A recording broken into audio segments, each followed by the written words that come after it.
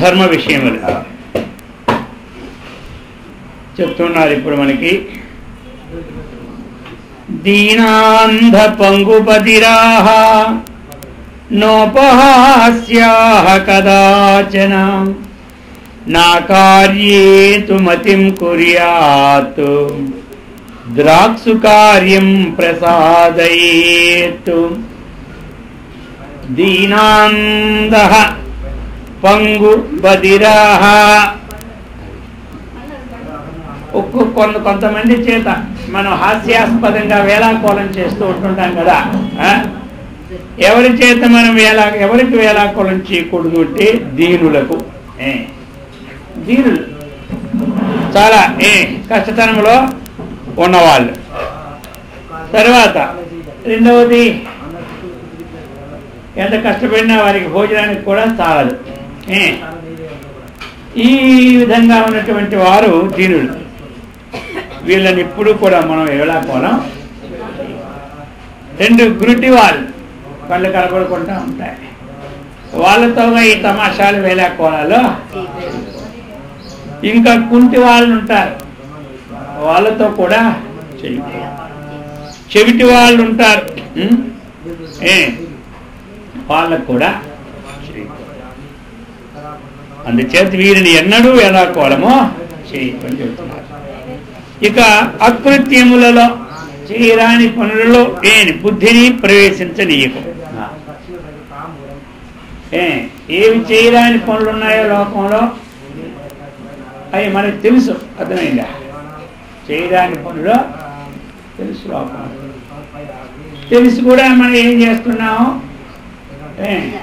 చేసేస్తూ ఉన్నాం. అర్థమైంది కదా? మనమేమో తెలిసి కూడా చేస్తూ అటువంటి చేసే దాంట్లో బుద్ధిని ఎప్పుడు మనం ప్రవేశింపు చేయకూడదు.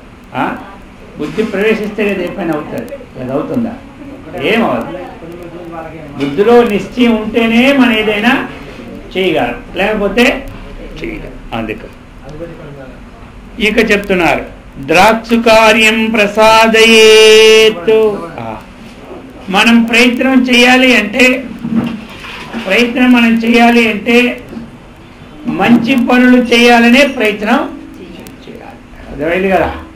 లేకపోతే ఆ ప్రయత్నం ఆపుకోవడమే మంచిదే అంటారా? మంచి పనులు చేయాలని ప్రయత్నం చేస్తే మంచిది, లేకపోతే ఆపడం మంచిది. అది చెప్తూ ఉన్నారు.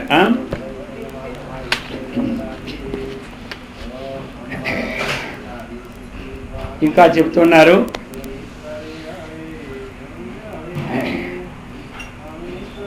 నా అప్రాప్యమభివాంఛంతి నష్టం నేచ్ఛంతి శోచితం ఆపత్స్యపి న ముహ్యంతి నరాః పండిత బుద్ధయః. నా అప్రాప్యమభివాంఛంతి.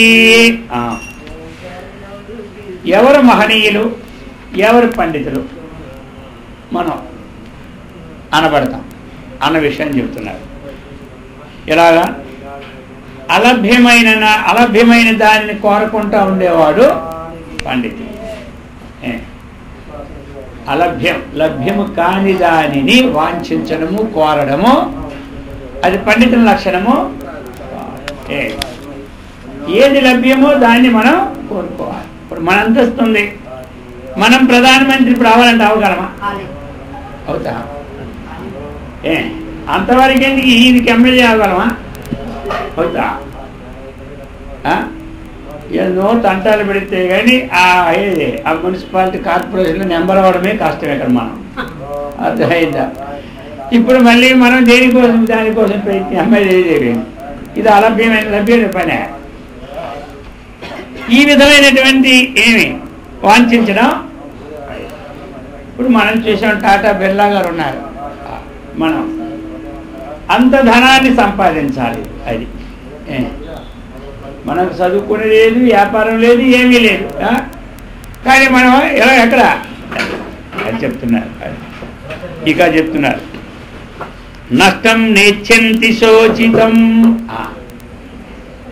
ఇక నష్టములో కూర్చి ఎల్లప్పుడూ శోకిస్తూ ఉంటుంటారు. అర్థమైందా? నష్టాలను బట్టి ఇప్పుడు శోకిస్తుంటారు. అది శోకించడం పాండిత్యం కాదు. చెప్పాడు కదా భగవద్గీత, అశోచ్య నన్నశోచస్తం ప్రజ్ఞావాదాంచ భాషతే గతాసూన్ అగతాసూంచ నాన్ శోచంతి పండిత. పండితులు నష్టమైన దాన్ని ఆలోచించారు. అర్థమైంది కదా. కాబట్టి మనం ఏదో ఎప్పుడు దేనికోసం శోకిస్తాం. ఏది నష్టం జరిగిందో దానికోసం అహర్నిశాలు అదే చెప్పుకోవడం అందరితో, దానికోసమే శోకించుకోవడం. ఇంక అదే మొత్తం ఏమంటారు, మన అంతఃకరణం అంతా అదే అలా ఉంటే మహనీయుడు అనిపించుకోడట. ఇక ఆపత్స్వపి నముఖ్యంతి, ఆపదలు వస్తూ ఉంటుంటాయి. ఆపదలు వస్తూ ఉంటాయి. అప్పుడు వచ్చినప్పుడు కూడా మనం ఏమిటంటే మూఢత్వాన్ని చెందకూడదు. ఇప్పుడు జ్ఞానంతోనే ఆపదలు వచ్చినప్పుడు ఏదైతే మనకు అంతకుముందు మధ్య ఉందా, మంచి మధ్య, ఆ ఉన్న మధ్యని ఊడదీయకూడదు. ఆపదలు వచ్చినప్పుడు అంతకుముందు మంచి మధ్య ఉంది కదా, మళ్ళీ ఆ మధ్యని ఎప్పుడు పాడు చేయకూడదు. కొంతమందికి అనేక ఆపదలు వస్తే ఉంటారు. అంతమంది దేవుడు బాగా నమస్కరించారు.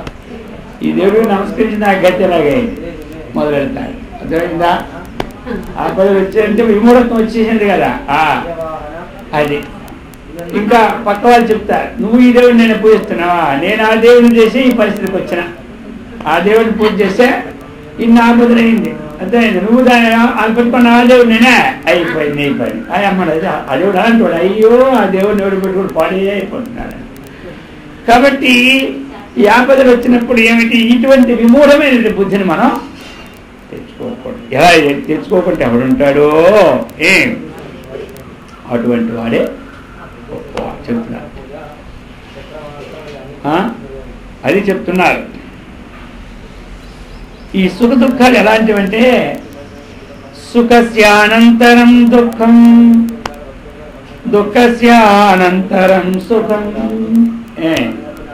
సుఖం దుఃఖం మనుష్యానాం చక్రవత్ పరివర్తతే. సుఖం కొన్నాళ్ళు ఉంటుంది, దుఃఖం ఎందుకు ఉంటుంది? దాని ఇష్టమా? దాని ఇష్టం కాదు, దాని ఇష్టం. దానికి వాటికి ఒక స్వతంత్రత ఉందా? సుఖానికి స్వతంత్రత లేదు, దుఃఖానికి స్వతంత్రత లేదు. వాటికే స్వతంత్రం ఉంటే మనకి ఏడిపించవా? రాత్రి వాళ్ళు ఏడిపిస్తుంది కాదు. దుఃఖానికే స్వతంత్రం ఉంటే మన వదులుతుందే. అబ్బో, ప్రతి వాడికి తన బానిసగా చేసుకుంటూనే ఉంటాయి. కాబట్టి వాటికి స్వతంత్రత లేదు. అయితే మరి సుఖస్యానంద ఎందుకు అంటే పుణ్య పాప మిశ్రమ కర్మ మానవ జన్మ. పుణ్యము పాపము ఈ రెండింటికి మిశ్రమ కర్మ ఏమిటి? మానవ జన్మ. పుణ్యం వల్ల సుఖము, పాపం వల్ల దుఃఖం వస్తుంటుంది. కాబట్టి ఈ రెండు లేని వాడు ఎవడు లేడు. యోగికి రెండు ఉన్నాయి, భోగికి ఉన్నాయి, రారాజుకి ఉన్నాయి, జగద్గురువుకి ఉన్నాయి, విరాగికి ఉన్నాయి. అర్థమైంది కదా? సుఖము దుఃఖం. మనోజన్మ వచ్చిందంటే ఎంతో కొంత పుణ్యం ఉంటుంది, ఎంతో కొంత పాపము ఉంటుంది. 90% పుణ్యం కొంతమందికి ఉండొచ్చు, 10% పాపం కొంతమందికే ఉండొచ్చు. అందుచేత పుణ్య పాపముల యొక్క మిశ్రమ జన్మ కాబట్టి సుఖం వస్తుంటుంది, దుఃఖం వస్తుంది. సుఖస్యానంతరం దుఃఖము, దుఃఖస్యానంతరం సుఖం. సుఖ దుఃఖం మనుష్యానాం. ఎలాంటి చక్రం ఎలాగైతే వస్తుందో తిరుగుతుంటుంటుందో ఆ విధంగా తిరుగుతూనే ఉంటుంది. అందుకని ఏం చెప్పారు? శీతోష్ణ సుఖ దుఃఖదాహ ఆగమ అపాయిన. ఇవి వస్తూ ఉంటాయి, పోతూ ఉంటాయి. తాం తితిక్షస్వ భారత. వాటిని ఏం చేసుకోవాలి? మనం ఏం చేసుకోవాలి? సుఖాన్ని తీసి అది పారేయగలమా? దుఃఖాన్ని తీసి అది పారేయగలమా? ఇదిగో ఏదో ఈ తాళం చెవో లేకపోతే ఇదైతే పారి వచ్చాలి. అదే అది అక్కడ పారేయడానికి వేడి పడదు. అంతే, రెండు ఓర్చుకోవాలి. రెండు ఓర్చుకోవాలి. మరి కొంతమంది సుఖం వచ్చినప్పుడు తబ్బి పోయింగిపోతుంటారు. అప్పుడు ఎక్కడ పడిపోతుందో తెలియదు. అర్థమైందా? కొంతమందికి ఎక్కడికి ఏమి మరీ ఎక్కువ డబ్బు వచ్చిందంటే వెంటనే వాడు హార్ట్ టెంపర్ చచ్చిపోతాడు. ఎందుకంటే అంత డబ్బు ఇప్పుడు వెళ్ళే ఫినిష్ అది ఓర్చుకోవడం అడగనమాట. అది చచ్చిపోకుండా చూసుకుంటున్నాడు. అందుకే రెండింటినీ ఓర్చుకోవాలి. అందుకే డబ్బులు ఎక్కువ పెరిగిపోవాలనుకుంటే చికాకు. ఏ 1 కోట్లు 2 కోట్లు 4 కోట్లు ఉంటే తృప్తి పడాలి. అర్థమైంది కదా? ఓన్లే వస్తున్నప్పుడు ఆపాటైనా ఉండద్దు. 5-10 కోట్ల వరకు పర్వాలేదు. ఇంకా ఎక్కువైపోతే చూస్తా చూడండి. ఇప్పుడు ఎవరు 10 కోట్లు తక్కువే ఉన్నారా? మనకి అందరికీ 10 కోట్లే ఉన్నాయి. లేదు ఉన్నారు. హైదరాబాద్ భాగ్యనగర్ 10 కోట్లు తక్కువ లేవరు. పైకి కనబడరు, అంతేగా అందరికీ కోట్లే. కాబట్టి ఏం చేయాలి మనం? అందుకోసమే అయ్యో ఇప్పుడు అందరూ తెలియదు. దొంగలకు కూడా అందరూ బ్యాంకులో వంటి ఎంత అన్నీ రాదని తెలిసిపోవాలి. అందుకని మీరు అనేవాడు ఉండడు. పూర్వం అదంతా ఏం పడిరా. అర్థమైందా? అందుకని పూర్వం బెంగ, ఇప్పుడు ఆగే తలుపులు తీసే పడుకుంటారు. అందుకని అర్థమైంది కదా, ఈ సుఖము దుఃఖము మానవుడికి ఏం చేస్తాయి? వస్తాయా పోతాయా? వస్తూ ఉంటుంటాయి, పోతూ. వీటిని మనం ఏం చేయాలి చెప్పండి? ఇంకా ఒక ధర్మాన్ని చెప్తున్నారు ఇప్పుడు మనకి. మాతృవత్తు పరధారాంచ పరదవ్యాని లోష్టవతో ఆత్మవతు సర్వభూతాని పశ్యతి సపండితః. ఇంకా పండితులు అంటే ఎవరో? ఇందాక ఆ విధంగా ఉన్నవాడిని పండితులు అన్నారు. ఇప్పుడు ఇంకొక విధంగా ఉంటే వీడు పండితులే. ఎవరు? మాతృవత్తు పరధారాంచ. ఎప్పుడు కూడా స్త్రీలను పరస్త్రీలను ఎలా చూడాలి? తల్లి వలె చూడమన్నారు. అయిందా? ఎలా చూడమన్నారు? తల్లి వలె చూడమన్నారు. ఇంకా పరద్రవ్యాన్ని లోష్టవతు, పరదారాన్ని ఏంటి? ఇలాగా తల్లుల వలె చూడాలి. అయిందా? ఇక పరద్రవ్యాన్ని, పరుడు ద్రవ్యాన్ని ఎలా చూడాలి? మట్టి పిల్లలా చూడాలి. ఎలా చూడాలి? మట్టి పిల్ల కనబడితే చాపలు వేసుకుంటామా? ఎవ్వరు వేసుకోడు. సత్యా ఈ బరువు మనకెందుకు అనుకుంటాడు. అర్థమైందా? ఆ విధంగానే మనకి ఎప్పుడైతే పరద్రవ్యాన్ని ఇతర వస్తువులు కనబడతాయి, కనబడినప్పుడు సంచిలో వేసుకెళ్ళిపోకూడదు. ఎవరు? దొంగతనం చేయడం ఒక లెక్క.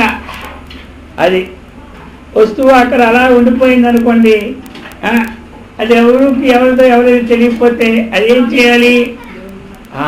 అక్కడ దేవాలయంలో వస్తువు పోతే దేవాలయ అధికారికి ఇవ్వాలి. వాళ్ళు అనౌన్స్మెంట్ చేస్తారనమాట. అర్థమైంది కదా? ఆశ్రమాల్లో పోతే ఆశ్రమాధికారికి అప్పచెప్పాలి. ఇంట్లో పోతే ఇంట్లో ఏదైనా మనకి దొరికితే ఇంటి యజమానికి ఇవ్వాలి. ఏమంటారు? అలా కాకుండా పరద్రవ్యాన్ని లోష్టవత్తు ఎలా చూడాలి మనం? అది మట్టి పిల్ల అనుకోని కదా వాళ్ళకి ఇచ్చిన మనకి, అలా ఉండాలి. ఒకటి ఇవ్వడం. రెండవది కొంతమంది చూసి అది మట్టి పిల్లతో సమయం ముట్టే కోరు. కొంతమంది తీసిస్తారు, కొంతమంది దాన్ని ముట్టుకోరు. అర్థమైంది కదా? అందుకని ఇప్పుడు ఇది ఎలా ఉండాలి మరి? మనం ఇది రావాలి. ఇది వస్తే ఇల్లు బాగుపడుతుంది, దేశం బాగుపడుతుంది, అన్నీ బాగుపడుతుంది. అర్థమైంది కదా? ఇప్పుడు కొంతమంది ఏం చేస్తారు? బండిలో పోతుంటారా, జాబులు కటింగ్ చేసి డబ్బులు దాచేస్తూ ఉంటుంటారు.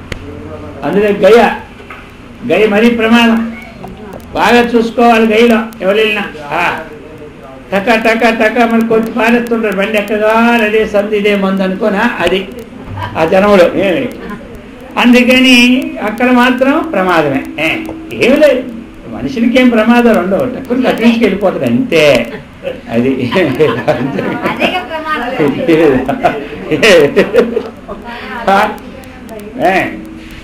నేను ఒకసారి బండి ఎక్కుతున్నా, చెప్పినా నాకాడికి 3 పెట్టెలు వచ్చాయి ముగ్గురికి, 10 మంది 3 పెట్టెలు తీసాను రిజర్వేషన్. అయినా నేను ఒక పెట్టెలో ఉంటాను, మీరు చూసుకోండి అన్న. అలాగే చూసుకున్నా సరే కటింగ్ అయిపోయాయి పాపం, కింద వాళ్ళే అలా కట్ అయిపోయి వండిపోయినాయి. మొత్తం కటింగ్ మొత్తం అంటే 20 వందలు తక్కువ మొక్కలు అయిపోయినాయి. వాడికి అదృష్టం బాగాలేకపోయింది, ఇంకేం చేస్తామన్నా. మళ్ళీ ఆ మొక్కలు అక్కడ ఇచ్చేస్తే కాశీలో వాడు 100కి 10 రూపాయలు తీసుకున్నాడు కమిషన్, మన తీసుకొని ఇచ్చేసినాడు. అర్థమైందా? అది ఎక్కడ విషయాలు మందిరంలో కూడా జాగ్రత్తగా ఉండాలి. అలా మన అభిషేకం చేస్తూ ఉంటుంటే గొలుసు కట్టి చేసుకోని పట్టుకుపోతాం. ఎక్కడ వెంకటేశ్వర గుడిలో ఎంతమంది ఇప్పుడు కొట్టేయడం లేదు, పెద్ద పెద్ద వాళ్ళే మెయిన్ వాళ్ళే.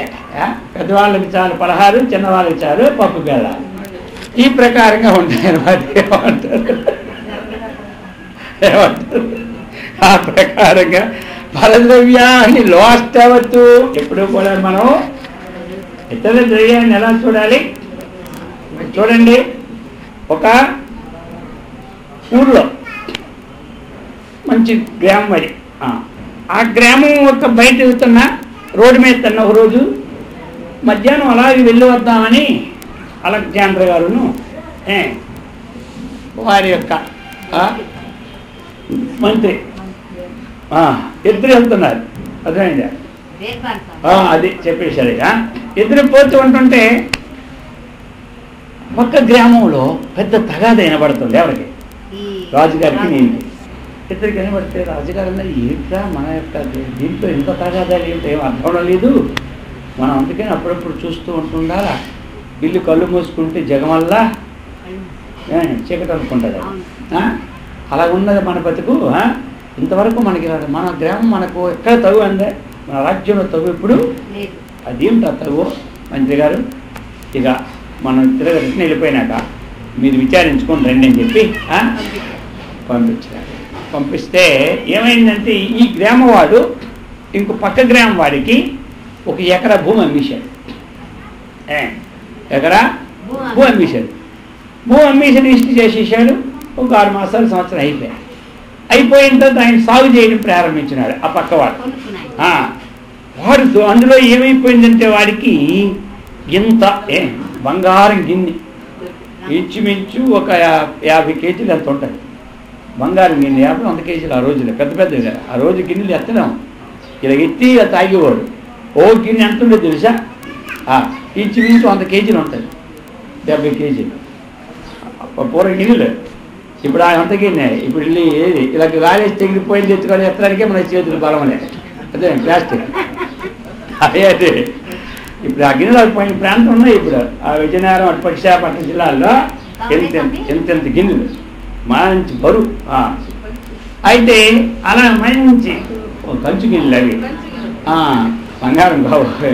అయితే ఇక్కడ బంగారం గిన్నె దొరికిపోయి వాడు చూశాడు. వాడు రిజిస్ట్రేషన్ పత్రం చూసుకున్నాడు. దొరకగానే ఎవడు కొన్నాడు. ఆ రిజిస్టర్ పత్రంలో ఈ బంగారం గిన్నె ఉన్నట్టు లేదు. వెంటనే వాడు తీసుకొచ్చి ఇరికి ఇచ్చేసినాడు. ఎవరి దగ్గర ఎవడు కొన్నాడో అమ్మినాడు తీసుకొచ్చి ఇచ్చాడు. ఈయనేమంటాడంటే నాకు సంబంధం లే, నీకు అందులో బంగారం గిన్నె దొరకనే ఎత్తలే దొరకనా, అది నాకు ఇది నాకు పోతుంది. అది ఇది గోలాట అక్కడ తగు. ఇది పెద్ద తగు, మనకి తగు అవుతుందా? దొరికిందంటే ఇలా మూసుకొని అది తట్టలో పెట్టేసి ఆ తట్ట మీద మళ్ళీ ఎలాంటి ఈ మనం తిన్నటువంటివి ఉంటాయి కదా గిన్నెలు, ఎంగిలి గిన్నెలు, అవి పైన పెట్టేసి అది బుర్ర మీద పెట్టుకుని మనం వస్తాం.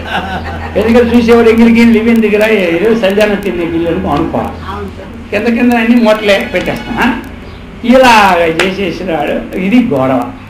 ఈ మంత్రి వెళ్ళిన తర్వాత ఏమిటి ఈ గొడవ అంటే ఏం అర్థం లేదు. ఇది గొడవ. సరే ఇంకప్పటికి ఆ పూరి పెద్ద మనుషులు అన్నారు ఈ గిన్నె నాకు సంబంధం లేదు అంటాడు. ఆయన అంటాడు ఈ గిన్నె నాకు సంబంధం లేదు. ఇప్పుడు సంబంధం లేదు అంతే, ఇది నువ్వే తీసుకోవాలంటాడు. ఇంకా నాకు వద్దు అంటాడు. ఈ తవ్వు పెద్దది అయిపోయింది. ఈ ఊర్లో వాళ్ళందరూ వచ్చేసారు. వచ్చేసి ఇంక పెద్ద మనుషులు అందరూ కూర్చున్నారు. కూర్చొని ఏం చేయాలి అర్థం కాక ఆ భూమి దగ్గర కొనుక్కున్నాడుకు ఒక కూతురు ఉంది, వీడి దగ్గర కొడుకున్నాడు. సరే ఏమయ్యా ఒక పని చేస్తా, ఎందుకు ఈ గొడవ, మీ అమ్మాయికి వివాహం చేయలే వద్దా? చెయ్యాలి. సరే ఓ పని చెయ్యి, వీనికి వివాహం చేయాలి, వీళ్ళిద్దరికి నచ్చింది లేదా ముందు అడుగు అన్నాడు. సరే అమ్మాయిని రప్పించినారు. ఆల్రెడీ నాకు నచ్చిందని చెప్పింది ఎవరు. సరే ఆ అమ్మాయికి కానుక, ఈ అల్లుడికి కానుక ఈ గిన్నెచ్చే అయిపోయి అందుకని అన్నాడు. సరే ఇదితో అప్పుడు అందరూ చెప్తే ఇది ఇంకొక లాంఛనం కదయ్యా, కన్యాదానం చేస్తారు, అప్పుడు పల్లెలు ఇస్తారు, గిన్నెలు ఇస్తారు, ఈ గిన్నె బంగారం గిన్నెలోనే కాలు కడిగి చేద్దాం అని చెప్పి అప్పుడు ఒప్పుకున్నాడు అన్నమాట. చూసా మడిగాట. ఇప్పుడు మనవా ఎంత అది దొరికిందంటే ఏం చేస్తాం, వాళ్ళకి ఎలాగిది పరద్రవ్యాన్ని లాస్ట్ వత్తు చేయరు మట్టి పెళ్ళన్నమాట. ఇది మనకి దాన్ని ఏమంటారు, అదే రామరాజ్యం అంటారు. అర్థమైందా? రామరాజ్యం అంటే ఏమిటి? సింగనా ఊర్లో ఇప్పుడు కూడా తలుపులన్నీ తీసేస్తారు అట, ఏమో మనకు తెలియదు అంటున్నారు. ఏ తలుపు గళ్ళే ఉండవట, అన్నీ తీసాయి ఉంటాయి. మనం ఇన్ని గళ్ళు వేసినా రాత్రి ముమ్మడి చూస్తూనే ఉంటాం, వేసినామా మర్చిపోయినామా ఇద్దరు మొక్కలు. అర్థమైందా? మళ్ళీ మర్చిపోయి పడుకోవడం లేవడం, మళ్ళీ గడ్డి చూసి పడుకోవడం. అర్థమైందా? మనం ఇక వాళ్ళకి పనే లేదు, తలుపు గంట డబ్బులేని వాళ్ళకి మిగిలే. కాబట్టి అది చెప్తున్నారు. ఈ మాతృవత్తు పరధారాంచ పరద్రవ్యాని లోష్టవత్తు ఆత్మవత్తు సర్వభూతాని యః పశ్యతి సపండితః. ఆత్మవత్తు సర్వభూతాని, తన వల్లనే ఇతర జీవులన్నీ చూడాలి. తను ఏదైతే కులిపోయిన వస్తువులు తింటామా మనం, కులిపోయిన వస్తువులు అది మనం ఏది తినమో అది జీవితంలో ఎవరికి పెట్టకూడదు అన్నటువంటిది ఉండాలి. అర్థమైందా? పాసిపోయిన వస్తువులు తింటామా మనం ఏమి తినమో అది ఇతరులకి పెట్టకూడదని ఉండాలి. ఆత్మవత్తు సర్వభూత అంటే తనకి ఏది ప్రియమో అది ఇతరులకి. మన ఇతరులు పెట్టి మనం ఏం చేస్తాం, ముందు అన్ని ఎంచి లోన పడేసి లాస్ట్ ఏ గుడ్డి చొట్ట పక్క నలుపు ఈ పక్క తిరిగి వస్తే అవి బయట పెడతాం. దాని కరువులో పట్టుకుంటే అందరూ దాని కరువులా మొత్తం. అందుకని ఇతరులకి ఏది ఇచ్చామో అదే వడ్డీతో సహా మనకి వస్తుంది. కులిపోయింది ఇస్తే ఒక పక్క కులిపోయింది ఇచ్చానుకో, వడ్డీ అంతా కలిసి ఏమవుతుంది, మళ్ళీ ఎప్పుడు పూర్తి కులిపోయింది వస్తుంది మనకి. మంచిది ఇచ్చానుకోండి, అలా ఇంకా అందులో బాగా ఎసెన్స్ సారాది సారని పండ్లు వస్తుంటాయి అన్నమాట. చేసుకున్న వారికి చేసుకున్నాను తెలుస్తుంది అందరికీ. ఆత్మవత్తు సర్వభూతాన్ని అలాగే అందరినీ చూసుకోవాలి. తనకి ఎవరైనా నిందిస్తే సంతోషమా? తనకి ఎవరు నిందిస్తే సంతోషమా అంట ప్రశ్న అనమాట. సంతోషిస్తారా? సంతోషిస్తారా? ఒక ఆయన అన్నాడు, నిజవాడితే నిష్ఠూరం, నిజవాడితే నిష్ఠూరం, నిజవాడితే నిష్ఠూరం. ఏమయ్యా నిజవాడితే నిష్ఠ? నిజం అయ్యో ఈ లోకంలో నిజవాడితే నిష్ఠూరం అండి అన్నాడు. నీ కర్మ కాలిపోయిన ఎవరు నిజవాడితే నిష్ఠూరం నిజంగా ఆడు అన్నాడు. వాడికి పట్టబుర్ర ఉంది, బోడుగుండు ఉంది. ఓ పట్టబుర్రవాడ బోడుగుండేవాడ భిక్షం పెట్టాను అన్నాడు. వాడు అడుక్కున్నాడు అనమాట. బుద్ధి లేదురా అలా అంటాను కరబడుతుంది. నేను నిజం మొదట అన్నాను, నిజం ఆడితే నిష్ఠూరం, నిజం ఆడితే ఇప్పుడు ఏమైంది అన్నాడు. నిజం ఆడితే నిష్ఠూరం, నేను మొదటే చెప్పినా నిజం ఆడితే నిష్ఠూరం, మళ్ళీ ఇప్పుడు నాకు కొట్టడానికే వస్తుంది. ఇదే కర్మ, అందుకని ఇక్కడ నిజం ఆడంటే అన్నాడు. ఏమంటారు? అందుకోసం ఏంటంటే ఇది లోకంలో ఆ విధంగా ఆత్మవత్తు సర్వభూతాని. తనకి ఎవరైనా నిందిస్తే తన సంతోషమా దుఃఖమా? సంతోషం ఉండదు. అలాగే మనం ఇతరులు మనకి దుఃఖం ఏమో కలుగుతుందని తెలుసు కదా, అలాగే మనం ఇతరులు నిందించకూడదు ఎప్పుడు. అర్థమైందా? ఎవరైనా మనకి నిందించినప్పుడు మనకి ఏ విధమైన దుఃఖం కలుగుతుందో అటువంటి నింద ఇతరుల మీద మనం ఎప్పుడు నిందించుకోవాలి. ఎందుకంటే తనకు దుఃఖం కలుగుతుంది తెలుసు కదా, అంత బాధపడతారు అన్నటువంటిది అటువంటి వాడే పండితుడు. ఏమంటా చదువుకుంటే పండితుడు కాదు, ఊరికి చదివేస్తే పండితుడు అనుకుంటాను మనం. ఎంత చదువు చదివి ఎన్ని వెన్ననుగా అని హీనుడు అవగుణంబు మానలేడు, బొగ్గు పాలు గొడువ పోవునా మలినంబు విశ్వదాభిరామ. చదువు చదివినా లాభం లేదు, లాభం లేదని కాదు, పాండిత్యం అన్నటువంటిది అనుభూతితో రావాలి.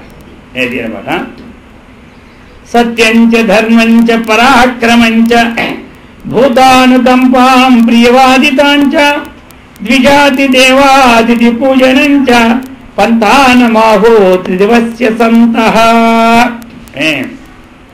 ఇప్పుడు స్వర్గానికి సోపానములని సత్పురుషులు అంటారు. మనం స్వర్గానికి సోపానం, స్వర్గానికి వెళ్ళాలంటే సోపానం మెట్లు ఉండాలి. ఓ 4 అంతస్తులు మనం వెళ్ళాలంటే లిఫ్ట్ ఉండాలా వద్దా? ఉండాలి. లిఫ్ట్ లేకపోతే మెట్లైనా ఉండాలి. అది లిఫ్ట్ మెట్లు 2 పెడతారు, ఎందుకంటే కరెంట్ ఆగిపోతే ఉన్న లిఫ్ట్ అక్కడ ఆగిపోవాలి. ఎందుకని అలాగూ అక్కడ ఉండాలి 3 గంటలు. అందుకని అలాగా పక్కతన్నా ఏదో ఉపాయం చేసి అర్థమైందా మెట్ల మీద వస్తారే. అందుకని ఈ మరి సోపానం స్వర్గానికి వెళ్ళాలంటే అందరికీ స్వర్గం వెళ్ళాలనే ఉంటుంది. అది చూసినా చూడకపోయినా స్వర్గం వెళ్ళాలని ఉంటుంది. దానికి సోపానాలు ఏమిటి? సత్యము. ఎప్పుడు కూడా మనం మనస్సు చేత, వాక్కు చేత, కాయం చేత త్రికరణ శుద్ధిగా సత్యాన్ని. ధర్మము వేదవిహిత కర్మ. పరాక్రమము ధైర్యం. పరాక్రమం అంటే ఏమిటి? ధైర్యం అనమాట. దయ ఎప్పుడు కూడా దీనేషు దయ. ప్రియవాక్కులు ఇతరులతో మాట్లాడినప్పుడు మంచిగా మాట్లాడాలి. దేవత అతిథి బ్రాహ్మణ పూజనం. దేవతా పూజ, అతిథి పూజ, బ్రాహ్మణ పూజ ఇవన్నీ స్వర్గానికి ఏమిటి? సోపానాలు. అయింది కదా. మరి స్వర్గంలో మనం వెళ్ళొచ్చిన తర్వాత ఎక్కడికి వస్తాం? భూలోకంలోకే వస్తాం. భూలోకంలో వచ్చి ఎక్కడ పుడతాం అనుకున్నాడు మానవుల్లో ఎక్కడుంటాం? శుచైన శ్రీమత, మంచి లక్ష్మీ సంపన్నులు, వద్దన్నా డబ్బు వద్దన్నా ఏమి పెట్లు వస్తూనే ఉంటుండే అటువంటి కుటుంబంలో పుడతాడు. అర్థమైందా? మంచి శుచివంతుడు. దాంతోపాటు ఏమిటి? అంత శుద్ధిగా ఎక్కడ చూసినా నీట్గా ఉంటుంది అన్నమాట. గోడలు చూసినా మన బొమ్మలాగా ముఖం కనబడుతుంది, అంత నీట్గా ఉంటాయి అన్నమాట. ఎందుకంటే ఆ స్వర్గంలో ఎప్పుడూ కూడా పాలరాత్రిలోనూ ఆ స్ఫటికంలోనూ ఉన్నటువంటి వాడు డైరెక్ట్గా ఇక్కడికి వచ్చాడంటే అర్థమైందా? అటువంటి దాంట్లో ఉంటాడు, స్వర్గంకి వెళ్ళి వచ్చినవాడు. అందుచేత సుఖమాపతితం సేవ్యం దుఃఖమాపతితం తథా చక్రవత్ పరివర్తంతే దుఃఖాని సుఖాని చ నక్తం దినాని మేయాంతి కథం భూతస్య సంప్రతి దుఃఖభాగ్నభేవేదేయం నిత్యం సన్నిహిత స్మృతి. చెప్తున్నారు. దినాలున్నాయి మనకి, ఏదో రీతిగా కాలాన్ని గడుపుతూ ఉన్నాం. కానీ అప్పటి గడిపినటువంటి కాలంలో మనకి వచ్చిన దానితో తృప్తిని, లభ్యమైన దానితో తృప్తిని పొందాలి. ఒక్కొక్కసారి ఇంట్లో అన్నీ ఉంటాయి, వర్షాలు ఎక్కువ పడతాయి, బయటికి వెళ్ళడానికి ఖాళీ ఉండదు. ఆ రోజు ఏం చేస్తాం? మరి కొట్లన్నీ బంద్, సామాన్లు తెచ్చుకోవడానికి కూడా వేడి పడదు. ఏం చేయాలి మరి? ఉన్నదాంతో ఇక ఏదో మనం అష్టోత్తర నామాలు శతనామాలు చదువుకోని తింటూ ఉంటాం. అర్థమైందా? అలా కాకుండా చెప్పినాడన్నమాట. ఎన్నటికీ దుఃఖభాజనత్వం అనేది రాకుండా ఆ రోజు ఒక్కరోజే కదా, మన కొట్లు తీస్తే బ్రహ్మాండం తెచ్చుకొని తింటాం కదా. అటువంటి దినాల్లో కూడా అది ప్రాప్తం కాలేదు కదా అని విచారాన్ని పొందకుండా ఉండమన్నాడు జీవితంలో. బ్రహ్మనిష్టో గృహస్య స్యాత్ బ్రహ్మజ్ఞానపరాయణ యద్వత్కర్మ ప్రకుర్వంతి తద్బ్రహ్మణి సమర్పయేత్. గృహస్థు బ్రహ్మజ్ఞాన సంపన్నుడై బ్రహ్మనిష్ఠుడై ఈశ్వరార్పణ బుద్ధితోనే సర్వకర్మలను చేస్తూ ఉండవాలి. అయిందా? బ్రహ్మజ్ఞాన పరాయణుడై అంటే బ్రహ్మజ్ఞానమును పొందాలి అన్నటువంటి ఆయన ఉండాలి. బ్రహ్మజ్ఞానాన్ని మనం పొందాలన్నటువంటిది నిశ్చయం ఉండాలి. జీవితంలో ఎప్పుడైనా బ్రహ్మజ్ఞానాన్ని మనం పొందాలి. తెలుస్తుందా?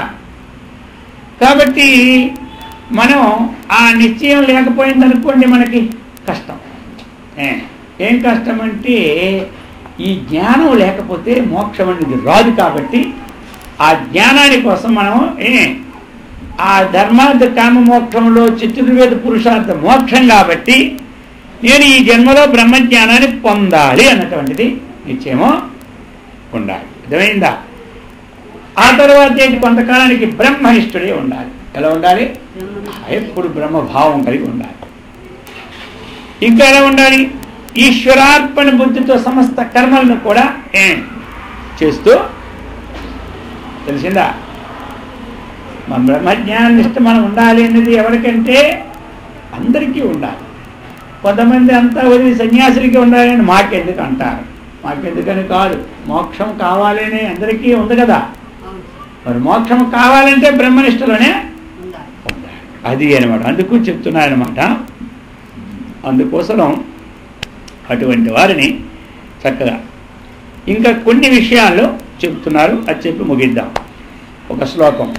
ఏకస్వాదు నభుంజీత ఏకశ్చార్థాన్న చింతయేత్తు ఏకో నగచ్చేదధ్వానం నైక సుప్తేషు జాగృయాత్. ఒక్కొక్కడు చేయదాని పనులు చెబుతున్నారు. మధుర పదార్థాలు ఉంటాయి కదా, మంచి మంచి బ్రహ్మాండమైన కాజు కిస్మిస్తో చేసినటువంటి పుల్లారెడ్డి స్వీట్లు తెస్తుంటాం కదా అప్పుడప్పుడే. అవి తెచ్చుకొని ఒక్కడే తినకూడదట. అందరికీ ఇంట్లో పెట్టి అప్పుడు తినాలి. కొంతమంది అలాగా పొట్లాన్ని తెచ్చుకొని ఏదో గోడ చరికలు అంత తినేస్తారు ఒక్కడే. అర్థమైందా?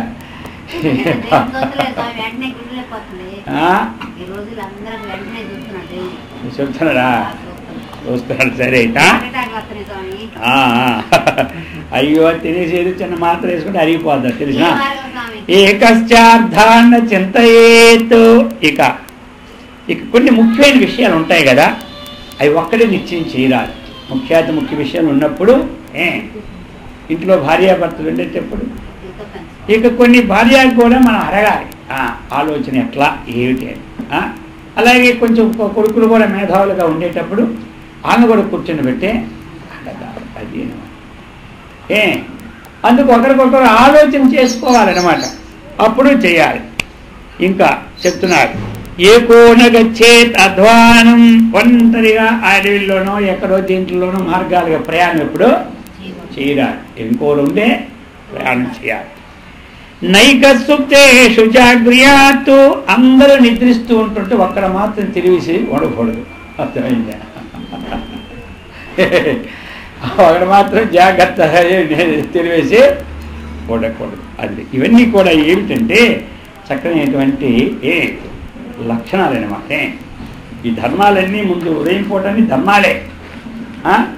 అందుకని మనము అటువంటి ధర్మాలను చక్కగా చీలించుకోవాలన్నమాట. అందుకే ఈ ధర్మాలన్నీ చక్కగా చీలించుకొని ఈ ధర్మనిష్ట అయినటువంటి స్థితిలో అందరూ ఉండి అందరికీ సత్కర్మనిష్టను భగవద్భక్తిని ఆత్మజ్ఞాన సంపత్తిని కలిగేటట్లా భగవంతుడు శ్రీకృష్ణ పరమాత్మని సదా రక్షించుగాక. ఓం.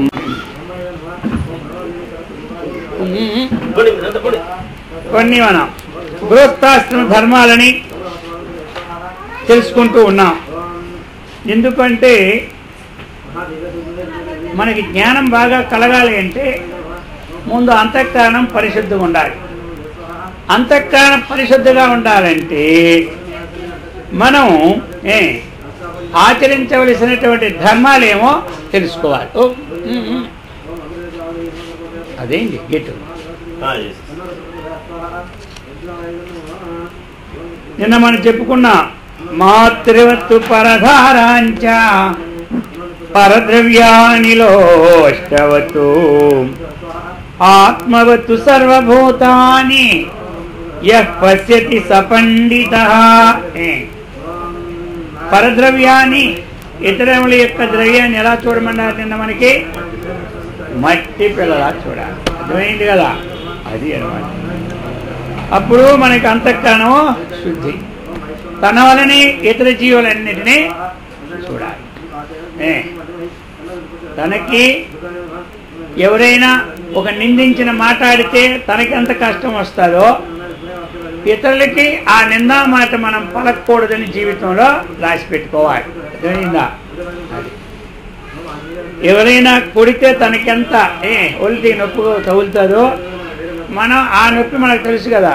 ఇతరులకు కొడితే ఈ నొప్పి వాళ్ళకు కూడా ఉంటుంది కదా. కాబట్టి మనం కొట్టకూడదు అన్నటువంటిది ఉండాలి. ఎవరైనా తిరితే మనకి ఎంత కష్టం ఉంటుందో అర్థమైందా? అలాగా మరి ఇతరులకి మనం తిట్టేటప్పుడు వాళ్ళకు కూడా ఈ కష్టం తగులుతుంది కదా అన్నటువంటి భావాన్ని కావాలి. ఇవి ముందు మనకు కావాలి. గృహస్థంలో ఏమి అది ఇవి కావాలన్నమాట. అందుకే చెప్తూ ఉన్నదన్నమాట. ధర్మోపార్జితం జీవితానాం శాస్త్రేషు జ్ఞానేషు సదారతానాం జితేంద్రియాణం అతిథి ప్రియాణం గృహేషు మోక్షః పురుషోత్తమానాం చెప్తున్నారు. ధర్మోపార్జితం జీవితానాం. జీవితం సాగించాలి అంటే ధర్మము చేత ధనాన్ని కానీ వస్తువుని కానీ ఆర్జించుకోవాలి. అయింది కదా? వేద విహితమైన కర్మ చేసే మనం ధనాన్ని ఆర్జించుకోవాలి. ధర్మబద్ధం అన్నమాట, నియమబద్ధం అన్నమాట ఇది. ఇంకా శాస్త్రేషు జ్ఞానేషు సదా రతానాం. మనకి ఎలా ఉండాలి ఆసక్తి? ఎల్లప్పుడూ కూడా శాస్త్రములు వీటిలో నిరంతర కృషి అదనమాట.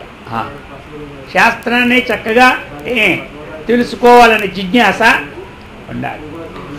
ఆ శాస్త్రం ఏమి చెప్పిందో ఆ జ్ఞానం పరస్పరం ఇద్దరు ముగ్గురు కూర్చొని ఆ జ్ఞానం విచారణ చేస్తూ అందులో ఆసక్తి కలిగి ఉండాలి. ఎందుకు అంటే ఇప్పుడు మనం విన్నప్పుడు మనకి పూర్తిగా జ్ఞాపకం ఉండదు. ఇద్దరు ముగ్గురుంటే ఆ పక్కవారికి కొన్ని జ్ఞాపకం ఉంటాయి, ఈ పక్కవారికి కొన్ని ఉంటాయి, మనకి కొన్ని ఉంటాయి. ఇప్పుడు ముగ్గురు విన్న తర్వాత ముగ్గురు దగ్గర కూర్చొని విచారిస్తే మంది వాళ్ళది అంతా కలుస్తాము, మరి 3 వంతులు మనకు వస్తాయి. కాలక్రమేణా ఇంకో 25 మనకే అర్థమైపోవాలి. అందుచేత ఇది నిరంతర కృషి, ఇదిలా ఉండాలి. శాస్త్రేషు జ్ఞానేషు సదారతానా. మంచి వాక్యములే వినాలని ఆసక్తి ఎప్పుడు కలిగి ఉండాలి. మంచి శాస్త్రములు చదవాలని ఆసక్తి కలిగి ఉండాలి. సంపాదించుకున్న జ్ఞానాన్ని మననం చేసుకుంటూ ఉండాలి. జితేంద్రియాణం అతిథి ప్రియాణం. ఇంద్రియ నిగ్రహాన్ని కొంత కలిగి ఉండాలి. అర్థమైందా? ప్రతి ఆశ్రమంలోనూ ఇంద్రియ నిగ్రహం ఉండాలన్నమాట. అది ఇంకా అతిథి ప్రియాణం, అతిథి సేవా తత్పరులు కావాలి. ఇటువంటి పురుషులకు, ఉత్తమ పురుషులకు గృహస్థాశ్రమంలోనే మోక్షము లభిస్తుంది. అర్థమైంది కదా?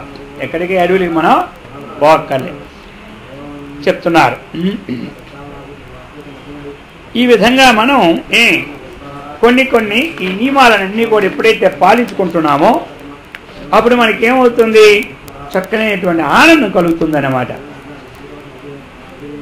మహాత్మ గురుదేవానాం అశ్రుపాతక్షితో యది దేశభంగో మహద్దుఃఖం మరణంచ భవేద్రం చెప్తున్నారు. మహాత్ములు, గురువులు, దేవతాత్ములు, సత్పురుషులు ఇట్టి వారికి దుఃఖం ఎప్పుడు మనము కలిగించకూడదట. అర్థమైందా? సత్పురుషులకి దుఃఖాన్ని కలుగి చేయకూడదు. అలాగే దేవతా ఆత్మలు ఎప్పుడు దైవభావంతో ఉన్న వారికి కూడా మనం ఎప్పుడు దుఃఖాన్ని కలిగించకూడదు. అలాగనే గురువులకు కూడా దుఃఖాన్ని కలిగించకూడదు. అలాగనే మహాత్ములకు కూడా దుఃఖాన్ని కలిగించకూడదు. అది చెప్తున్నారు. ఒకవేళ కలిగించి ఏమి అశ్రుపాతవ క్షితోయది వారి యొక్క కన్నీరు కానీ ఈ భూమిపై పడితే ఆ యొక్క దేశము నష్టం అవుతుందన్నమాట. ఇంకా ఆ దేశంలో కరువులు, మహాకాటకాలు, మహా దుఃఖాలు, అకాల మరణాలు ఇవన్నీ వస్తాయన్నమాట. అది చెప్తున్నారు. అపారే కలు సంసారే సారమేతశ్చతుష్టయం కాశ్యాం వాసః సతాం సంగః గంగాంబః శంభుసేవనం. అక్కడక్కడ కొన్ని నియమాలు ఇస్తారు మనకి, ఎన్నో ఉంటుంటాయి, ఇలాంటి వస్తుంటాయి. అయితే ఇప్పుడు చెప్తున్నారు అసారే కలు సంసారే. ఈ సంసారం ఎలాంటిదంటే సారం లేనటువంటిది అన్నమాట. ఇంకా కొంతమంది ఏం చెప్తారు, కదలీ వృక్షం లాంటిది. కదలీ అంటే తెలుసు కదా, కదలీ ఫలం. సంస్కృతంలో కదలీ ఫలం సమర్పయామి అంటారు కదా, రోజు అరటిపండు సమర్పయామి అంటారు కదా, సంస్కృత శబ్దమా. అది లేకపోతే అరటిపండు సమర్పయామి తప్పులే, మన భాషలో మనం చెప్పడే ఏమంటారు. సంస్కృతంలో అయితే కదలీ ఫలం, నారికేలం, తెలుగులో కొబ్బరికాయ. మనకి రాలేదు కదండి, కొబ్బరికాయ సమర్పయామంటే ఇవే. అది సంస్కృతం నారికేలం సమర్పయామంటే ఇవే ఏమంటే. అందుకని కదలీ చెట్టుకి ఏమైనా సారం ఉంటుందా? ఉంటుందా? ఓని ఆ చెట్టు కొట్టి కాస్త ఊత పెడదాం అనుకున్నాం, ఓ నెట్టలాగా ఉంటుందా? అరటి చెట్టు నెట్టలా పెడుతుంటాయి, ఏమంటారు, కింద కూలిపోయి అంటే. అలాంటిది ఈ సంసారం అన్నమాట. ఏమి సారమే ఉండదు, కానీ ఎంతో సారంలో చస్తుంటాం మనం తెల్లారి నుంచి సాయంకాలం వరకు. అర్థమైందా? ఎంతో సారం లాగిందులో కొట్టుకుంటుంటాం మనం. వాడు చెప్పినాడు కదలీ పరం సారం లేనటువంటిది. అర్థమైంది. అయితే ఇటువంటి సంసారంలో 4 సారభూతమైనవి చెబుతున్నాడు. ఏమిటంటే కాశ్యాం వాసః, ఆ కాశీ నివాసం ఉందా, అది చాలా గొప్పది అన్నమాట.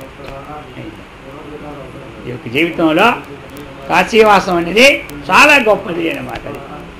అందుకే ఎంతోమంది కాశీలో చనిపోదామని వెళ్ళిపోయి అక్కడే ఇల్లు కొనుక్కొని అక్కడే రూములు తీసుకొని ఉంటూనే ఉంటుంటారనమాట. అది సరే, అంతవరకు ఉండలేకపోయే తల్లి గర్భంలో 9 రోజులు ఉంటారు కాబట్టి 9 నెలలు. ఆ 9 రోజులైనా ఉంటే మళ్ళీ గర్భనరకం అయిపోద్దని కొంతమంది అక్కడ ఉంటూ ఉంటారనమాట. అర్థమైందా? కాశీలో అక్కడ ఒక రోజు ఉంటేనే ఒక అశ్వమేధ యజ్ఞం చేసేంత ఫలితం అన్నమాట. అది అందుకని చెప్పారు కాశీవాసః సతాం సంగః. సత్పురుషుల యొక్క స్నేహాన్ని ఎప్పుడూ వదలకూడదు. సత్పురుషుల యొక్క స్నేహం అనేది వదలకూడదు. వాళ్ళు కఠినంగా ఉన్నా ఎప్పుడైనా చేతి మింగేటప్పుడు తల్లికి పిల్లవాడి తల్లి ఎలా కనిపిస్తాయి? ఒక భూతం నాకు కనపడుతుంది. వేప ముద్ద నోట్లు పెడుతుంటే పో అని ఈ భూతం ఎప్పుడు పోద్దా అనుకోండి ఎవరు తెలుసు. అది చేదు ఎప్పుడైనా అలాగే ఉంటుంటాయి. తినకపోతే 4 దవడ మీద వాయించినప్పుడు ఎలాగ ఉంటుంది, కష్టంగా ఉంటుంది. అందుకని కఠినమైనా సరే, కఠినంగా ఉన్నా సరే ఆ కఠినం అనేది ఎలాగ, దేనికోసం కఠినం? ఇతరులు బాగుపడాలనే కఠినం, అంతేకాదు. తల్లికి పిల్లల మీద కఠినం ఎందుకుంటుంది? కాఠిన్యం లోపడమే ద్రవ మృదువు, బయటకు ఆ కాఠిన్యం లేకపోతే పని చేయరు. పనే మానేసి కూర్చుంటారు హాయిగా. అర్థమైందా? అందుకని కఠినత్వం బయటికి ఉండాలి. అది ఆ విధంగా ఈ యొక్క విశేషాలు చక్కగా ఈ సంత పురుషులు కొంచెం కఠినంగా ఉంటున్నా వారి స్నేహాన్ని మాత్రం అప్పుడప్పుడు వాళ్ళు కోపంగా ఉన్నా వారి స్నేహాన్ని మాత్రం మనం, నీకు అంత కోపం అయితే నీ దగ్గర మేము ఎందుకు వస్తాం పో అంటారు కొందరు. కానీ వాళ్ళలో ఉండే ప్రభావం మాత్రం లోక పునీతం అన్నమాట. అయిందా? అది కొంతమంది ఏం చేస్తారు, తేనిలాగా మాట్లాడతారు అంటే వెనకన గొయ్యలు దవ్వుతుంటారు అంటారు కదా, అది అలా ఉండకూడదు. తేనె పోసిన కత్తిలాగా నాకితే ఏమవుతుంది, నాలుగు తెగిపోదు. అదనమాట. కత్తి తీగొంతగా నాకినామంటే ఉన్న నాలుగు ఊడిపోదు. అది అందుకని దానికి అది సాంగత్యం, తేనె పోసిన కత్తిలాగా. కాబట్టి ఈ విధంగా సతాం సంగా ఇంకా గంగా స్నానం జీవితంలో ఆ గంగా స్నానాన్ని వదలకూడదు. శంభు సేవనం ఈశ్వరుని యొక్క సేవ వదలకూడదు.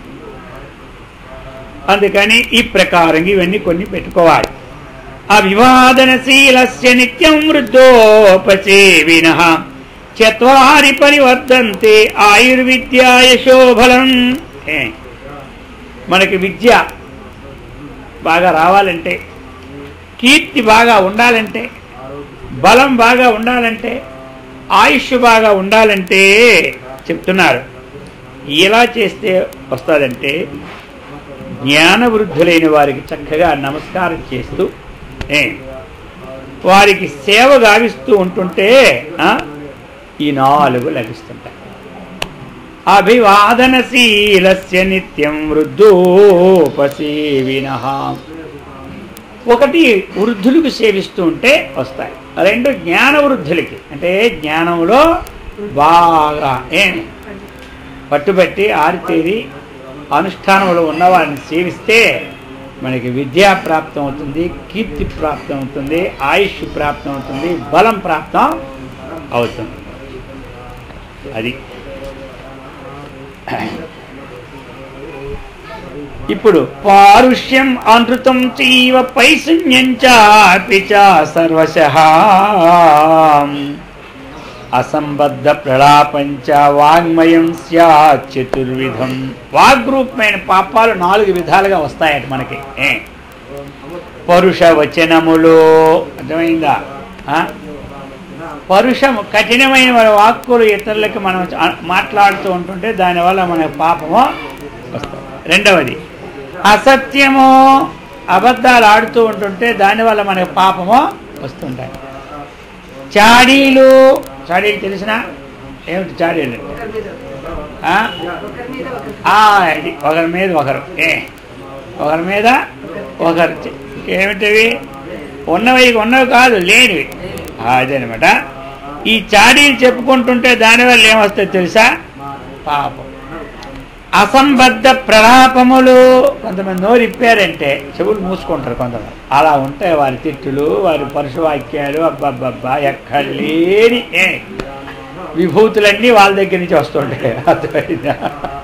అందుకోసం ఇవేమంటాయి? ఈ 4 వాక్కు ద్వారా వచ్చే పాపాలు అది చెప్తున్నారు. ఇంకా ఎక్కడ మనం ఉండకూడదో, ఏ ఉంటే మంచిదో గ్రామాల్లో, ఏవి లేకపోతే మంచిదో అదొక శ్లోక రూపంలో చెప్తున్నారు. తత్ర మిత్రనవస్థవ్యం యత్ర నాస్తి చతుష్టయం రుణదాత చ వైద్యచ్చ శ్రోత్రియ సుజలా నది. మనము ఈ 4 లేని దగ్గర ఉండకూడదట. ఎవరు వాడు? రుణదాత, అప్పిచ్చేవాడు లేని గ్రామంలో ఉన్న చికాకే. ఎప్పుడైనా మనకు ఆపద వచ్చింది ఎక్కడ పోతాం? కాబట్టి మనకంటారు కదా, అదే ఆ పద్యమే ఇది. అప్పిచ్చివాడు వైద్యుడు అంటే కొంతమంది ఆడు పిచ్చివాడు అనుకుంటారు. ఎప్పుడు ఎడతెగక పారు ఏరుంద్రిజన్, అర్థమైంది కదా, అది చెప్తున్నాడు. కొంతమంది అప్పిచ్చివాడు అంటే ఆడు పిచ్చివాడు అనుకుంటారు. అప్పు ప్లస్ ఇచ్చేవాడు అప్పిచ్చేవాడు. ఆ అప్పిచ్చేవాడు ఉండాలి. ఇంకా వైద్యుడు ఉండాలి. మనం ఉండే ఊర్లో వైద్యుడు ఉండాలి. వైద్యుడు లేకపోతే గవాలను వచ్చింది రోగం, ఎక్కడ పోతాం మనం? ఇంకా వేదవేత్త అయిన బ్రాహ్మణుడు మనకి తీసుకోవాలి. ఇంట్లో పిల్లలు పుట్టాడు, శాంతి కర్మ చేయాలి. ఇంక బ్రాహ్మణుడే లేకపోతే ఇంకేం చేస్తాం అక్కడ? ఆ విధంగా పుట్టినప్పటి నుంచి అయిన వరకు ఉన్నటువంటి కర్మలన్నీ ఉన్నాయి కదా, ఆ కర్మలన్నీ చేయడానికి ఉండాలి. అలాగనే మరి శాంతి కర్మ చేయాలంటే ఉండాలి. అందుకని ఈ ప్రకారముగా ఇటువంటి ఇంకా ఎప్పుడు ప్రవహించే నది, జీవనది ఉండాలి. ఎప్పుడు నీళ్ళు ఒక రోజు వస్తాయి. ఇప్పుడు మన నీళ్ళు దోదక్షాలు చూస్తున్నారా? ట్యాంకర్ వస్తేనే నీళ్ళు, అక్కడ నీళ్ళు అయిపోతే గోయిందా, మన పనే గోయింది అయిపోతే. అందుకని ఆ ప్రవహించే నది. అందుకని మహాత్ములు ఎక్కడైనా ఆశ్రమం కట్టేటప్పుడు ముందు నీళ్ళు చూసుకుంటారు. ఎల్లప్పుడూ ఉండే నీరు అది నదీ తీరంలో. అందుకు చక్కగా నదీ తీరంలో పెడుతుంటారు. మరి అందుకని మహర్షి మలయాళ స్వాముల వారు అక్కడ ఒక బుగ్గ ఉంది, కాశీ బుగ్గ అని క్షేత్రం. అక్కడ ఎల్లప్పుడూ నీళ్లు 24 hours ఉంటాయి, రాత్రి పగలు. అది చూసుకొని ఆయన కట్టారు. మరి విద్యాప్రకాశేంద్ర స్వాముల వారు అక్కడ సువర్ణముఖి నది ఉందన్నమాట. ఆ నది ఉన్నది కాబట్టి అక్కడ ఆయన కట్టుకున్నారు. ఈ విధంగా మహాత్ములు ఎక్కడ కట్టినా ఆ నీళ్ళు ముందు చూసుకుంటారు. ఎందుకంటే ఉన్న తెల్లారి స్నానం చేసుకొని దేవుడికి అనుష్ఠానం చేసుకోవాలంట. ఇది చెప్తున్నారు. ఇప్పుడు మనకి కొన్ని అరుదుగా ఉంటాయి అక్కడక్కడట. ఎలాంటివి? దానం ప్రియవాక్ సైతం జ్ఞానం అగర్వం క్షమాన్వితం శౌర్యం విత్తం చ త్యాగనియుక్తం దుర్లభం ఏ చతుర్భద్రం. త్యాగంతో కూడినటువంటి ధనమును ఎక్కడో ఉంటారు. ధనం ఉంటుంది అందరికీ, కానీ త్యాగంతో కూడిన ధనము అరుదుగా ఉంటుంది అన్నమాట. ఇక చెప్తున్నారు, ప్రియవాక్ సహితం వాక్కు ఉంటుంది అందరికీ, కానీ ప్రియమైన వాక్కులతో కూడిన వాక్కు ఎక్కడో. జ్ఞానం అగర్వం విద్య ఉంటుంది చాలా మందికి, కానీ గర్వం లేని విద్య ఉండడం ఎక్కడో ఒక దగ్గర ఉంటుంది. శౌర్యం పరాక్రమం కూడా ఎక్కడో ఒక దగ్గరే ఉంటుంది. అందుచేత ఇవి ఉండాలని మనకి అర్థమన్నమాట. ఇలాంటివన్నీ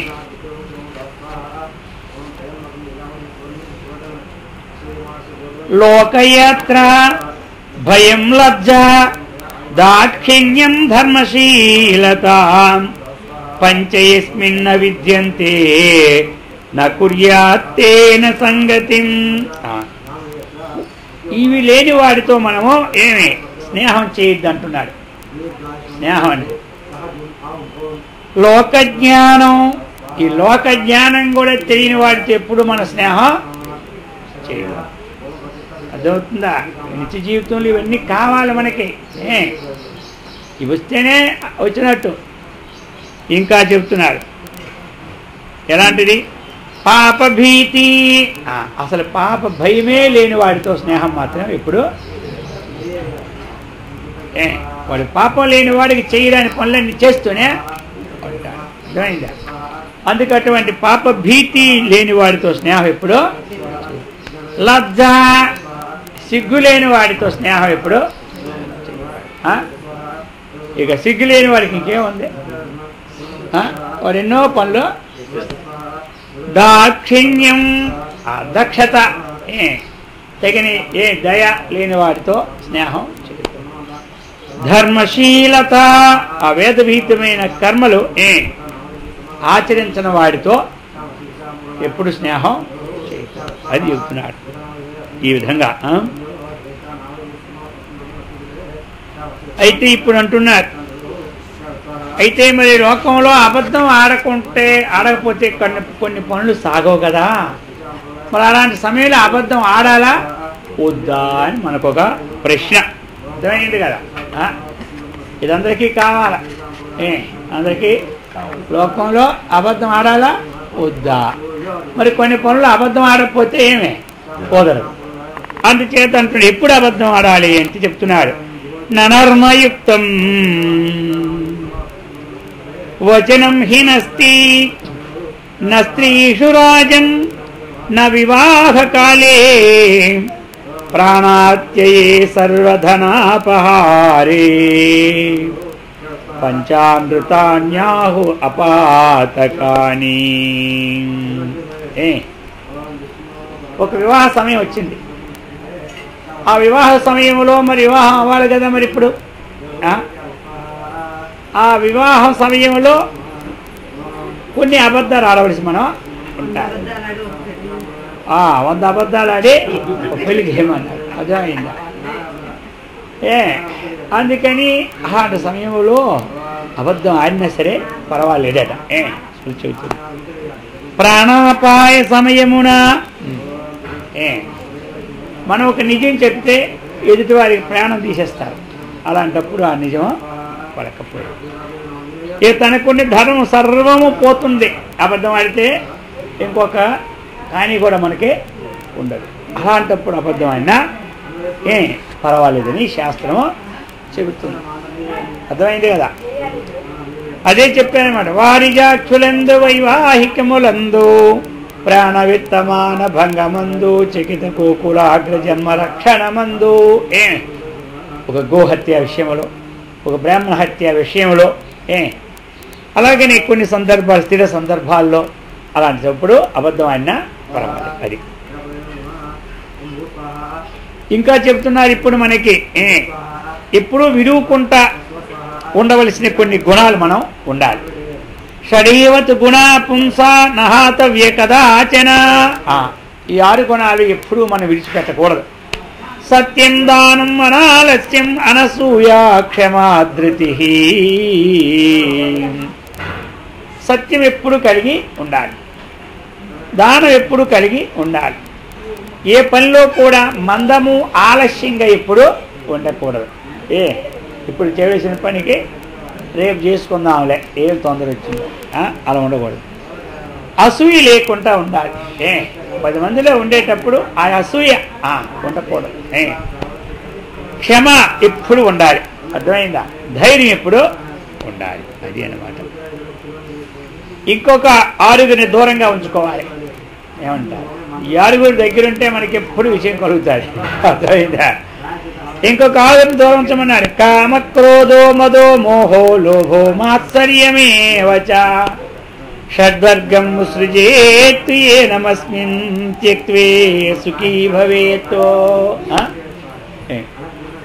భగవంతుడు చెప్తున్నారు, కామక్రోధ, కామము దూరాన్ని పెట్టాలి, క్రోధము దూరంగా పెట్టాలి, మోహము దూరంగా పెట్టాలి, మదం దూరంగా పెట్టాలి, లోభం దూరంగా పెట్టాలి, మాత్సర్యాన్ని దూరంగా. ఇవి ఎప్పుడైతే ఉన్నాయో వాడు సుఖవంతుడు అవుతున్నాడు. ఆ విడువు తగినవి విడవాలి, విడువు రానివి ఏం చెప్పారు మరి భగవంతుడు కూడా? యజ్ఞోదానం తపశ్చైవ పావనాని మనీషిణాం యజ్ఞదాన తపకర్మ నత్యాజ్యమితి చాపరే చెప్పేసినాడు.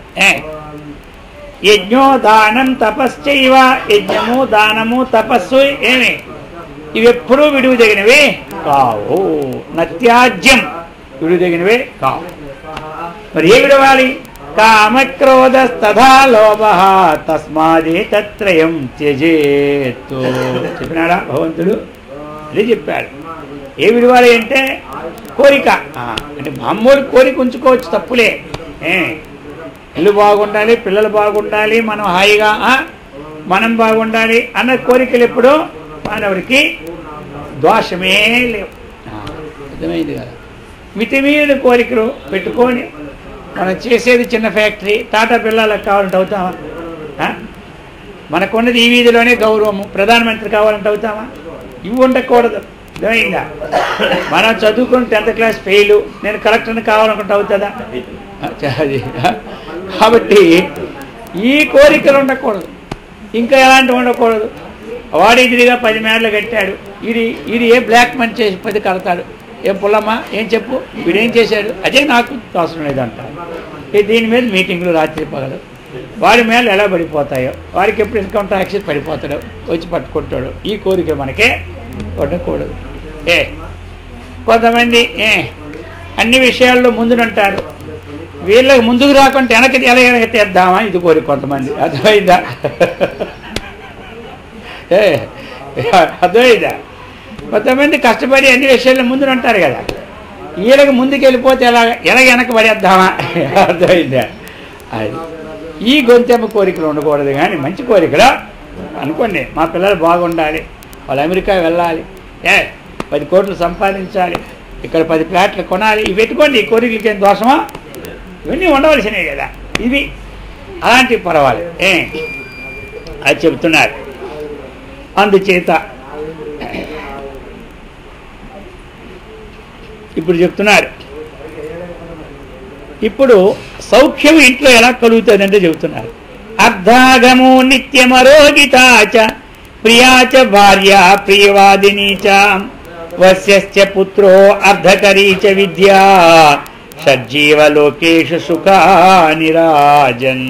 హే రాజన్, ఎట్లా అయ్యా కలుగుతుంది ఇంట్లో సుఖం? మంచి సంపాదన ఒకటి, పరిపూర్ణమైన ఆరోగ్యం ఉంటే సుఖం.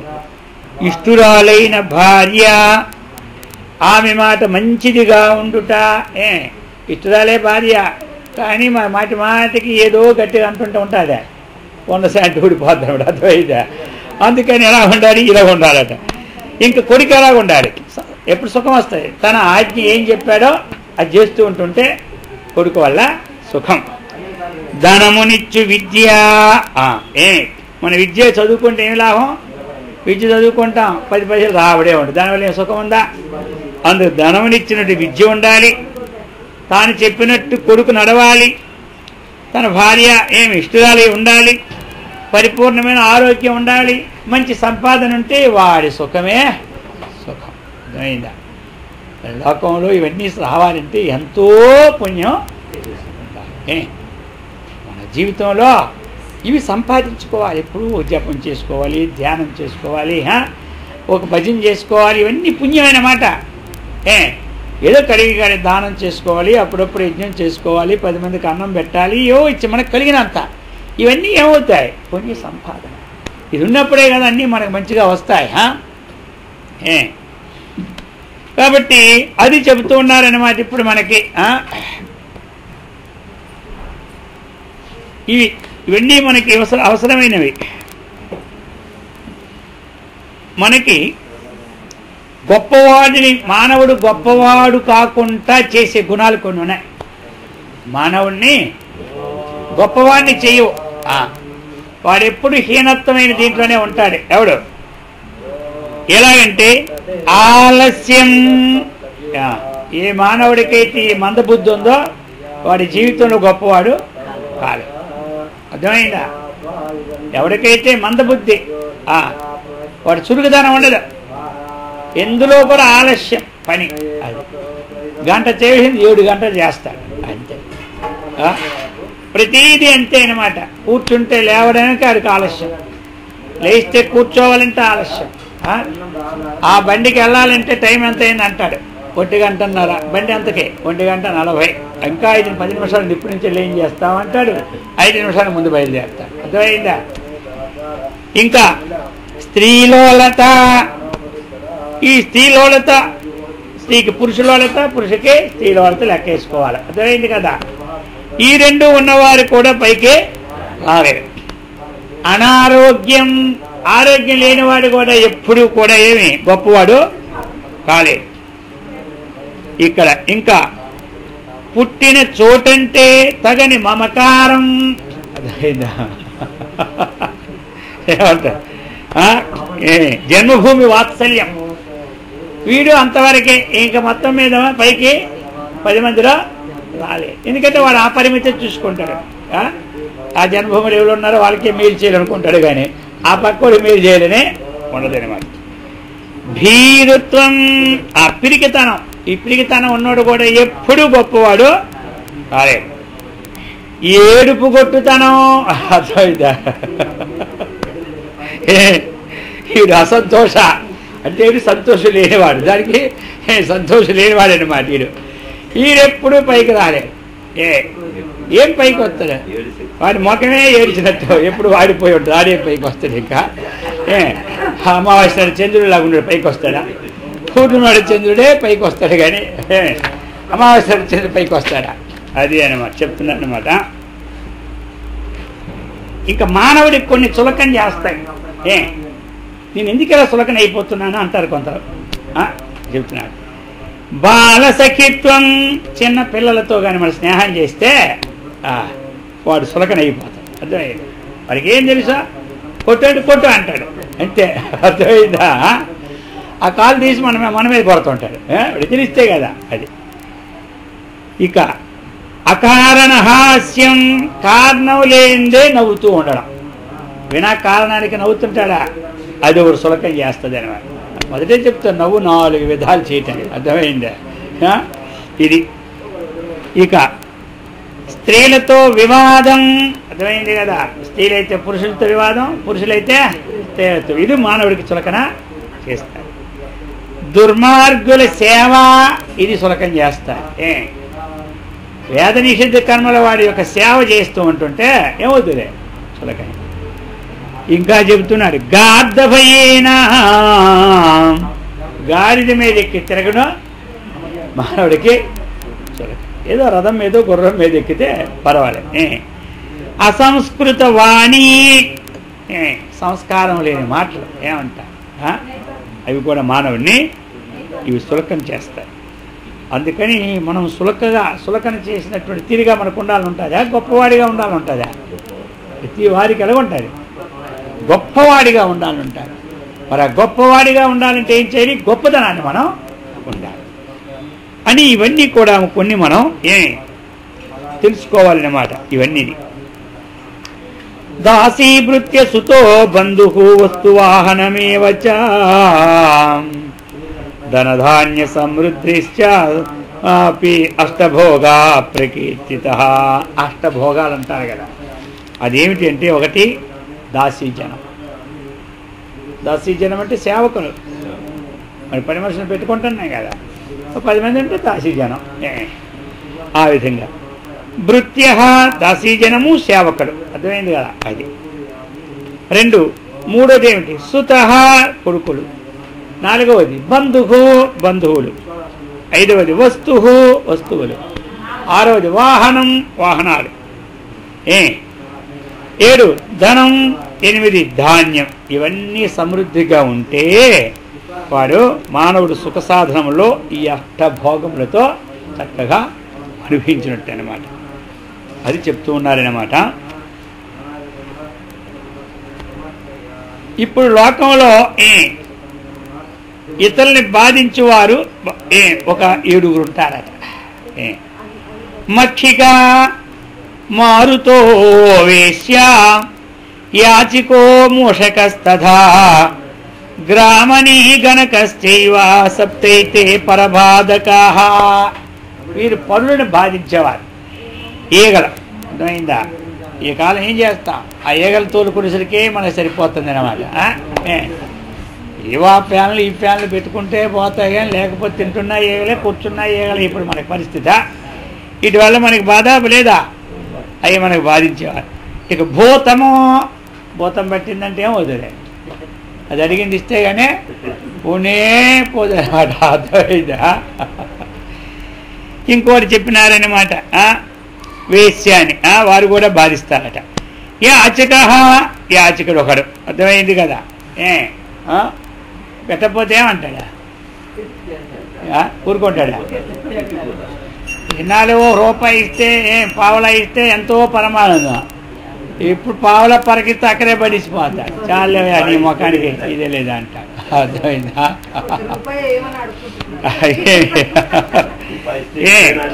అది ఇంకా చెప్పాడు. మూషక, ఎలుక. ఇవి కూడా మనకి ఎలుక వచ్చిందంటే, ఒక ఎలుక ఉందంటే నిద్రపడి రాత్రే గురగడ గడగడ అయిపోయిందనమాట. మొత్తం తిల్లల్లా శోధనే, ఒళ్ళల్లా శోధన. ఏమీ దొరకకపోతే మన కాళ్ళు లేచి కరిసిపోతాయి తినేసి. మాసే దానికి ఏదో దొరకాలి తిరుగువాలి. అదే అందుకే ఇంట్లో ఏదో పక్కన పడిస్తే అది కొరుక్కొని ఉంటాయి, లేకపోతే మన కొరికేస్తుంది. అర్థమైందా? అది కాదా. ఇంకా బాధ పెట్టేవాడు ఎవడు, గ్రామాధికారి. అయిందా? ఈ గ్రామాధికారి వాడు కూడా ఎప్పుడు ఏదో బాధ పెడుతూనే ఉంటాడు.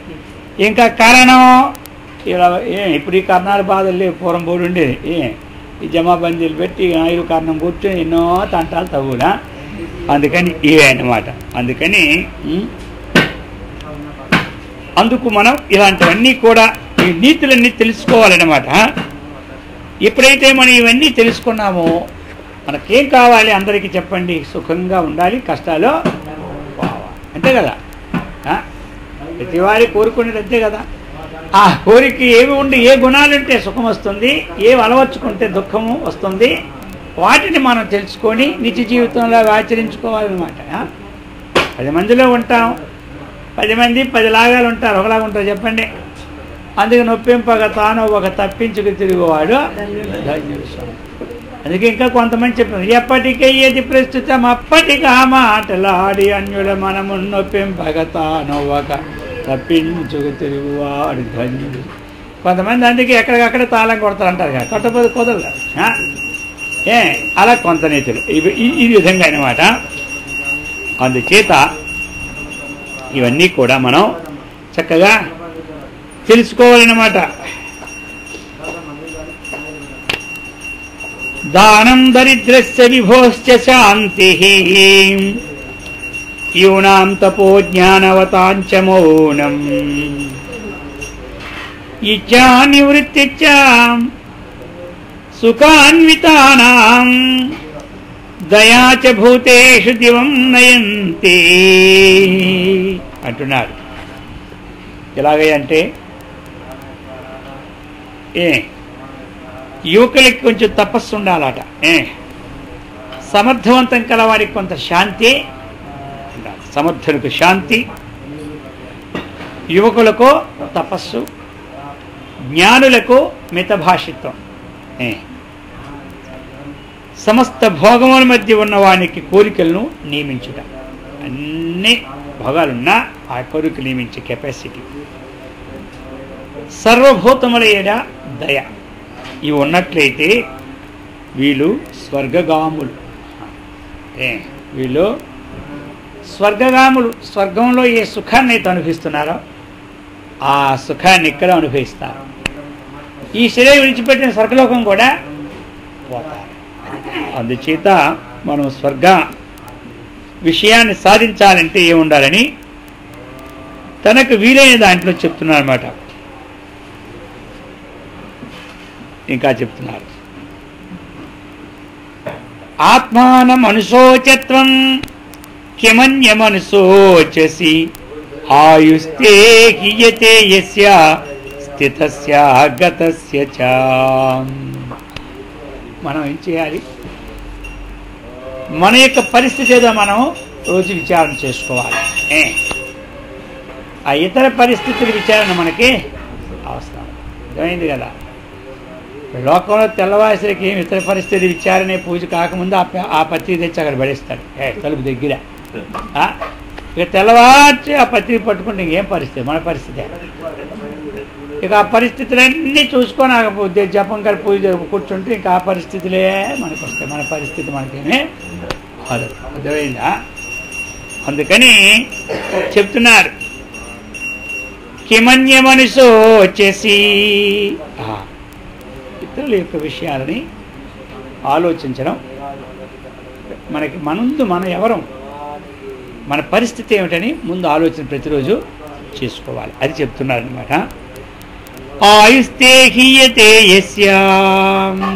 నిలిచి ఉన్నా నడుస్తున్నా ఆయు ఏమవుతుంది చెప్పండి? సరిపోతుంది. ఆయు ఉంటుంది ఎవరికైనా? ఉండదు. మనం సంవత్సరం అయిపోయిందని పొంగిపోవడమే కానీ ఒక సంవత్సరం నష్టమైపోతుందన్నమాట.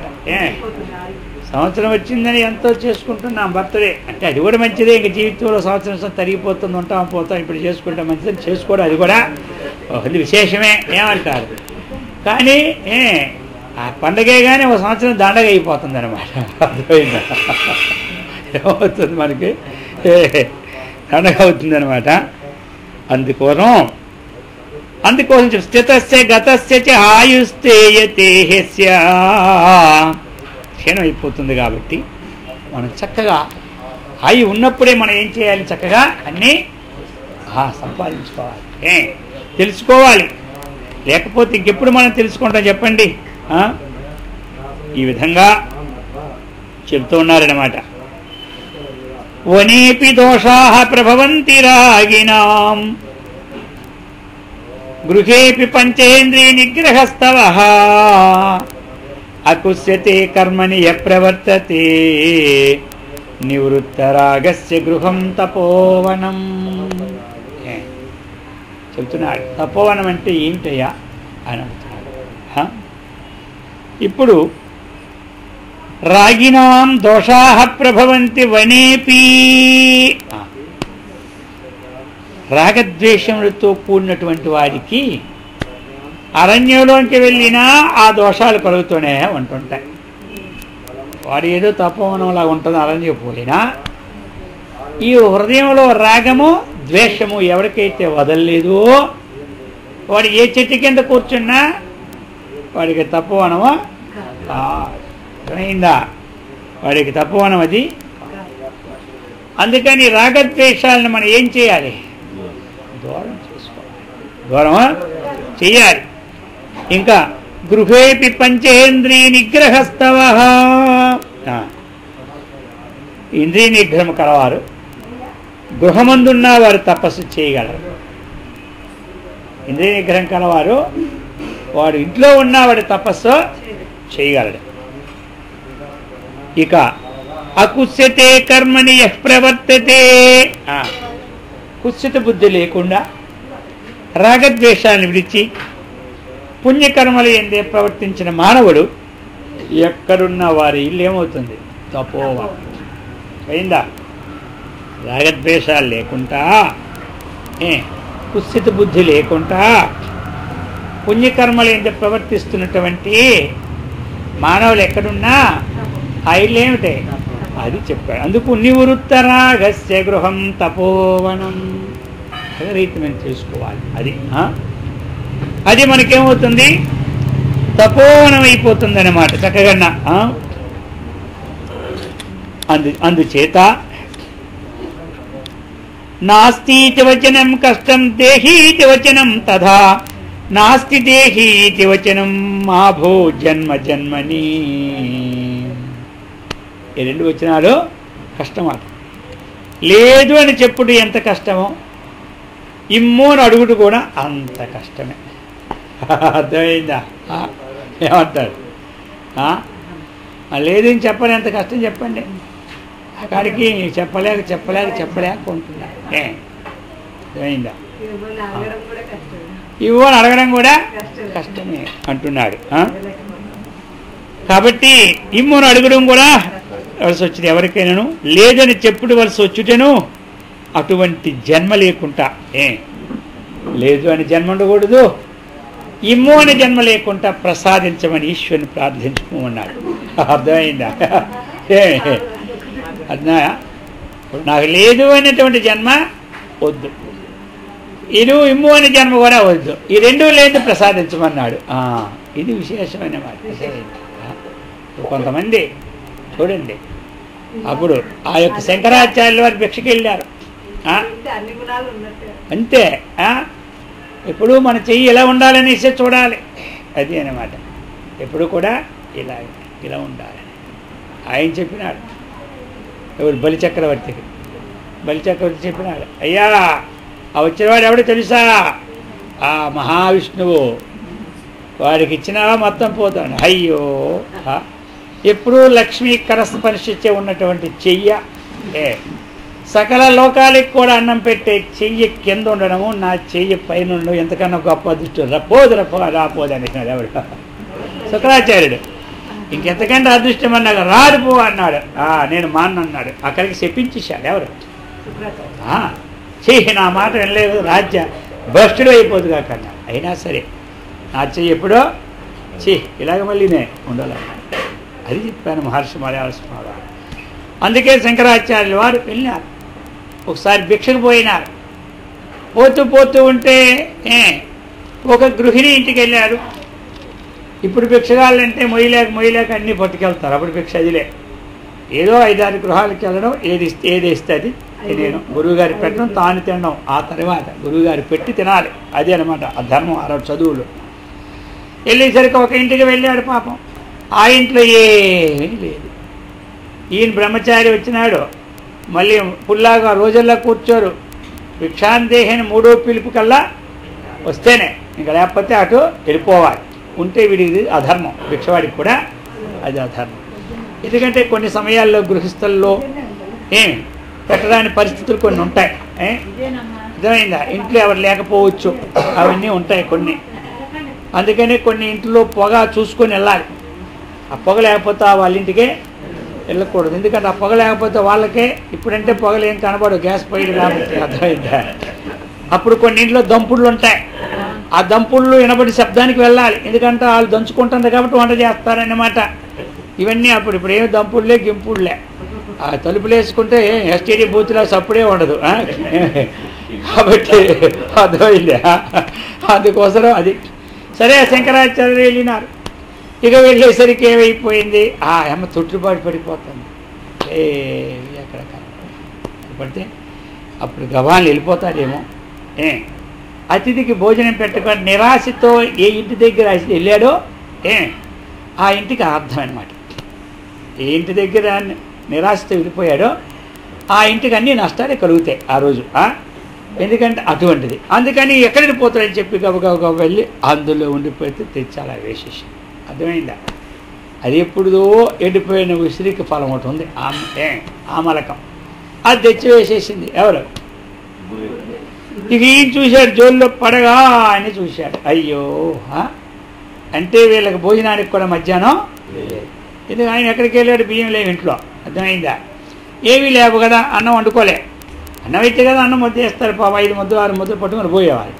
ఇది ఎప్పుడు వేసారు? అప్పుడు శంకరాచార్య వారు చూసి ఇక్కడ అప్పుడు ఆయనకి కనికరం అయిపోయింది. అప్పుడు ఆయన ఏమి లక్ష్మీదేవిని ప్రార్థించినాడు. మరి ఇవాళ మన వరలక్ష్మి పూజ కదా, లక్ష్మీదేవిని పూజించినాడు.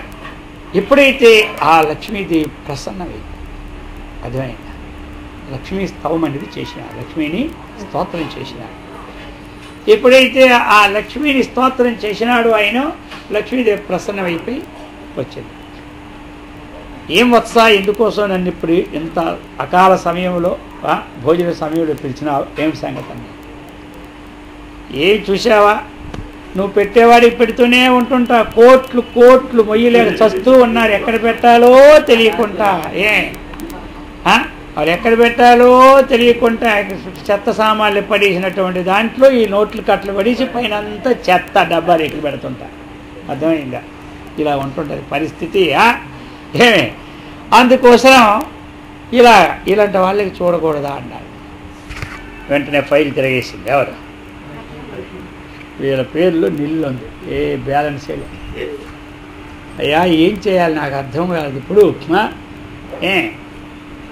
వీళ్ళ బ్యాలెన్స్ ఏమీ లేదు. నాకు ఏమిటంటే నేను ఎలాంటి వాడిని తెలుసా, బ్యాంకులో క్యాషియర్ కూర్చుంటే క్యాషియర్ దగ్గర వాడి దగ్గరికి కొన్ని టోకెన్లు పోతాయన్నమాట, సంతకం పెట్టి. అర్థమైందా? కోట్లుంటాయి, ఎవరి టోకెన్ వెళ్తే వాడి డబ్బు ఇస్తుంది. ఇది నా డ్యూటీ. ఇప్పుడు ఏం చేయాలి నేను? ఇప్పుడు నా డ్యూటీ చేయాలా, నీ డ్యూటీ చేయాలా?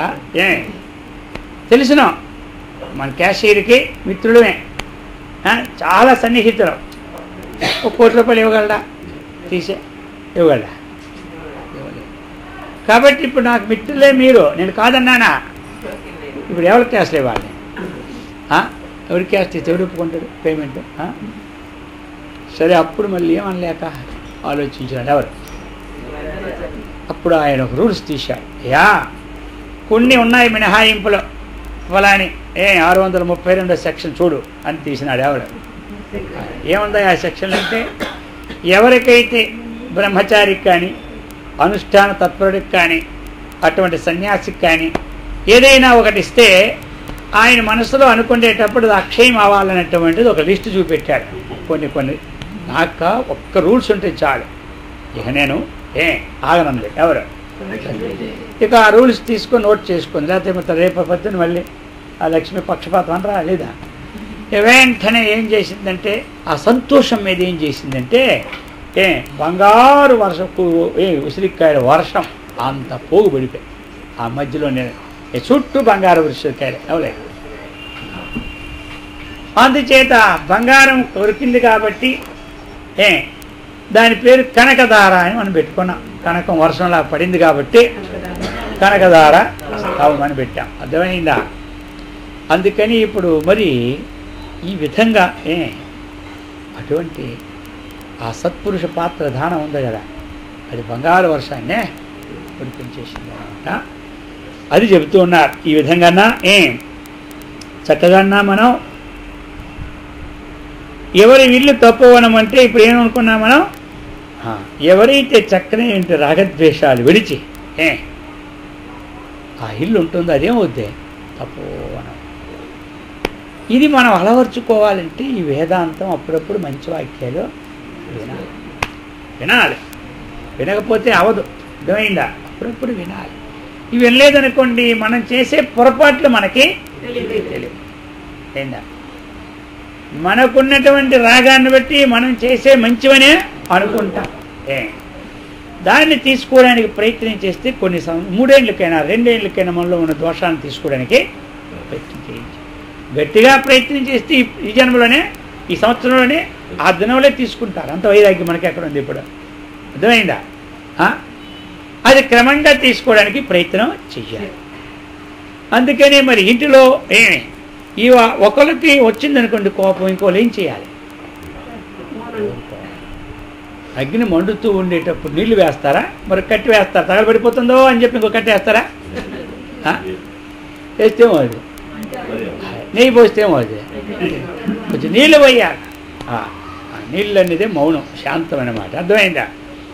ఇప్పుడు బాగా కర్ర పట్టుకొచ్చి వాగుతున్నాడు కూడా కొడతానని మన మౌనం ఉన్నామనుకో, వాడే కాసేపు ఆగిపోయి మనం ఏమక్కర్లే, వాడి కర్ర పట్టు మనం కొట్టలేము. ఒట్టిగే మనం కర్ర చేతి పట్టుకున్నా మన చెయ్యి కూడా ఎక్కడ కొట్టేస్తుంది కర్రతో సహా.